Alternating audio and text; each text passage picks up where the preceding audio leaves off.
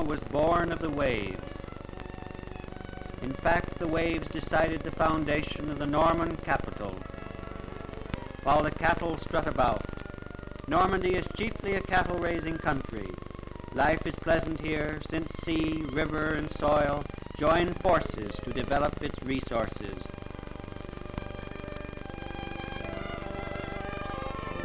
It is also the land of apple trees.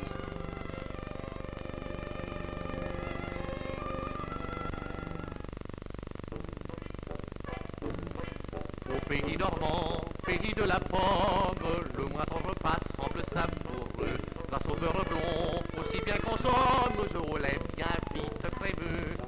Fille de bouche, prenez la commande, moule de Villerville, pleurant pour l'oignon. Andouille de vire et sole normande, se parent de crème et de champignons. Bien grasse, mais pourtant à la mode, voici des tripes à la mode de Caen. Recommandez qu'on vous accommode, riche de goût, un poulet au blanc. Il est bon repas, pourtant sans fromage, ici tout fromage est mieux que grand-père.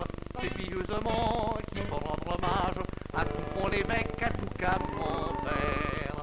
Pendant le festin, cidre qui pétille, mais dans les flacons un éclat vermeil. Et pour terminer, le joyeux quadrille, un vieux calvados rempli de soleil.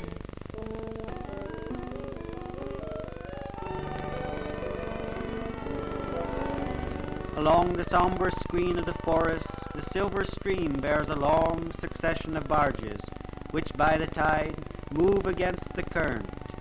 The waves die away as we reach the docks of Normandy's capital, on the spot where long ago the founders of the city landed. The incarnation of throbbing life, of men cooperating with each other, for Rouen is primarily a giant human beehive on the banks of the history-laden Seine.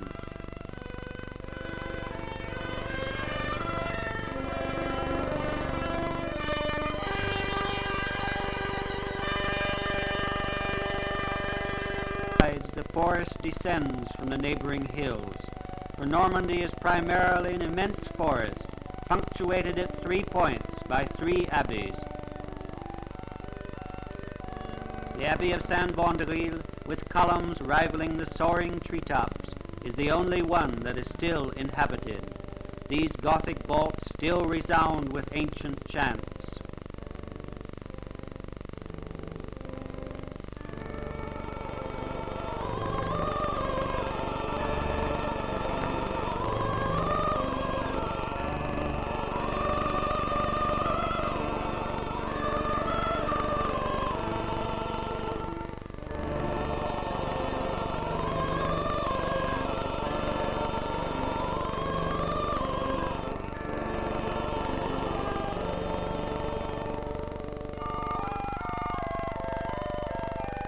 The forest opens again upon the Abbey of St. George of Boucherville, of which only the Romanesque church remains.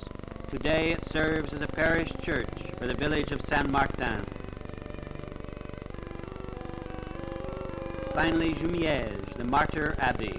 Unceasingly destroyed and rebuilt, it finally succumbed to the fury of the Revolution. Its ruins amid the Norman countryside are a stirring testimony to past glory. In their shadows, herds of sheep graze peacefully, symbol of Rouen's wealth.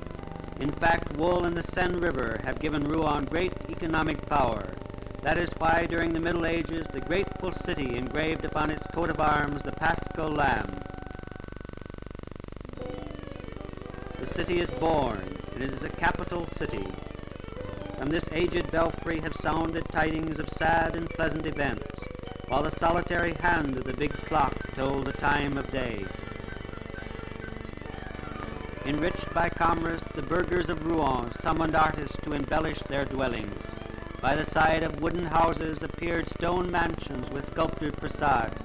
The Hôtel de Bourgerolles is a charming example.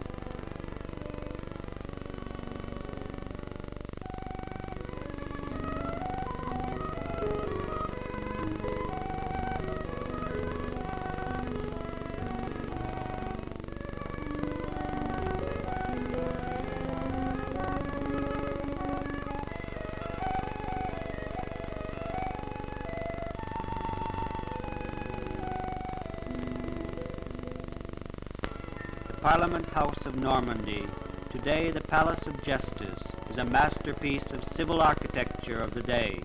The Gothic facade of the inner courtyard is famed for its wonderful sculptures.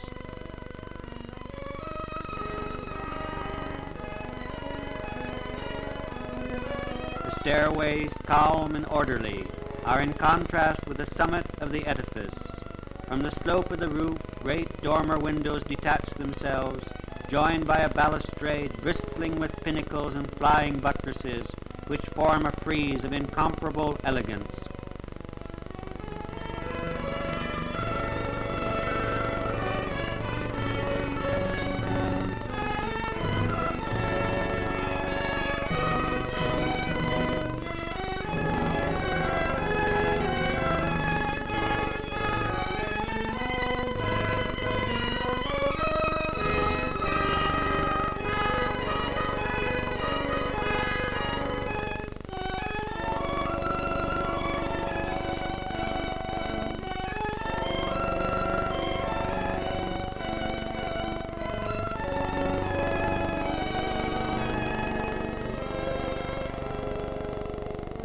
Streaming through the stained glass windows, sunbeams bring light to this ancient Parliament House.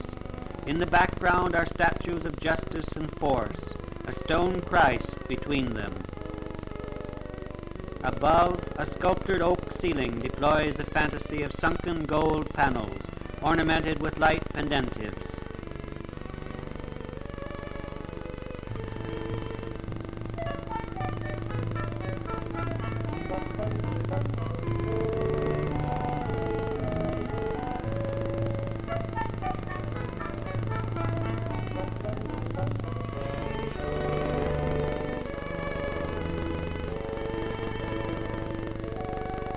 No matter where we wander in this picturesque old city, we see the cathedral spires piercing the sky.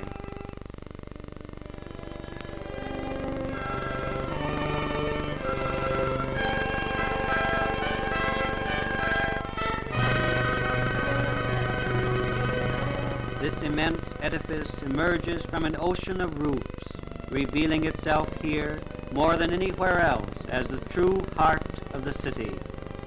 Its facade reflects the tendencies of centuries, which little by little have fashioned this gem of beauty.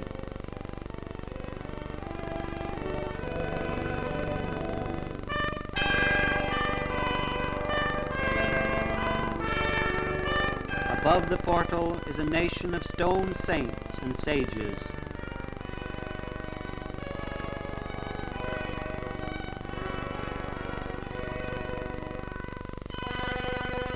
While at the center there bursts forth a fairyland of lacework in stone.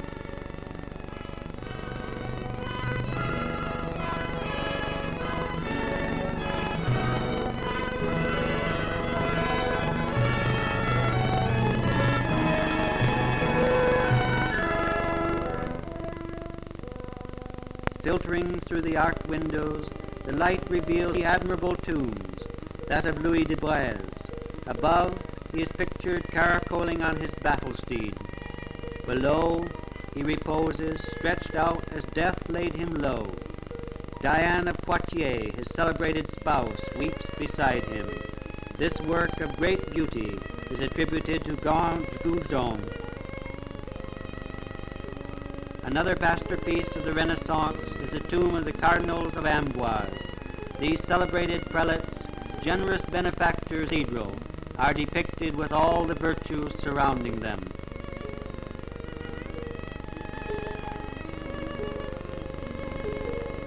Above, a delicately worked canopy appears against the window.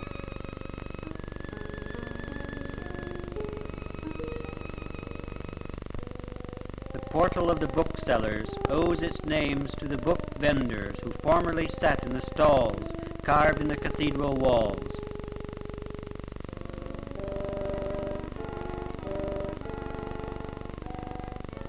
From the summit of the spire we discover old Rouen, including the church of Saint Maclou, marvelous poem carved in stone.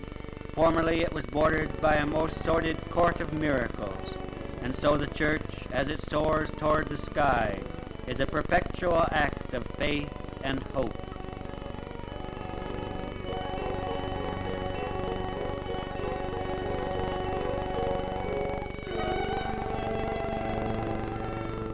Although this quarter has been humanized, it nevertheless remains, with its winding streets, a curious bit of ancient Rouen. Gustave Flaubert has described the old street known as the Water of Roubec, which he called an infamous little Venice because of the blackish brook which flows between the houses. Even today one makes picturesque encounters here.